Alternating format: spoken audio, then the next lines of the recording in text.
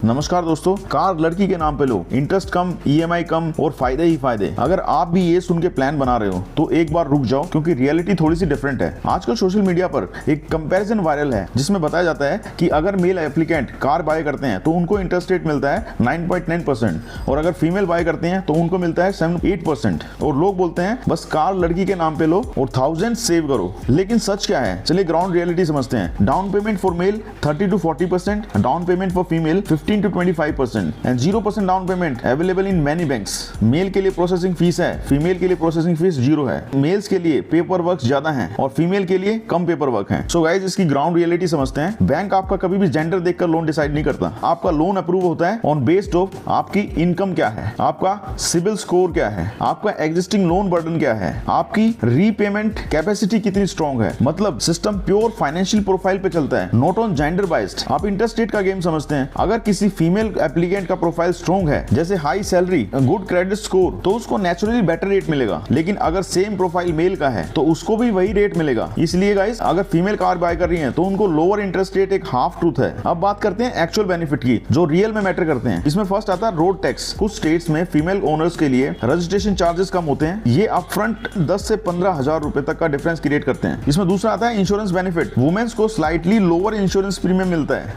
लेकिन सेविंग्स बहुत स्मॉल होती हैं। अगर आपकी वाइफ अर्न करती हैं और कार बिजनेस और प्रोफेशन में यूज हो रही है तो आप उसके ऊपर डेप्रिसिएशन क्लेम कर सकते हैं। उसके फ्यूल और मेंटेनेंस एक्सपेंसेस डिडक्ट कर सकते हो, जिससे आपकी ओवरऑल टैक्स लायबिलिटी कम हो जाती है। और अब सबसे इंपॉर्टेंट पार्ट, रिस्क। अगर आप ईएमआई भर रहे हो और कार किसी और के नाम पर है तो लीगल ओनर उसका वही पर्सन होगा, इंश्योरेंस क्लेम भी उसी के नाम पर होगा और रीसेल के टाइम पर उसका अप्रूवल भी मैंडेटरी होगा। तो अगर गाइस फ्यूचर में कोई डिस्प्यूट हुआ तो कंट्रोल आपका 0 हो सकता है। सो गाइस, अपने फाइनेंशियल डिसीजंस हमेशा लॉजिक पे लें, इमोशंस में नहीं। हर वायरल एडवाइस सच में सही नहीं होती। पैसा बचाना भी इंपॉर्टेंट है और कंट्रोल रखना भी, क्योंकि फाइनेंशियल डिसीजंस ट्रेंड्स पे नहीं, नंबर्स पे लिए जाते हैं। और पैसा सीरियसली बनाना चाहते हो तो सही इन्फॉर्मेशंस को फॉलो करो। तो गाइस, सेव दिस रील और फॉलो करें हमारे अकाउंट वेल्थ वाइज इंडिया को ऐसे ही फाइनेंशियल टिप्स के लिए। Thank you so much.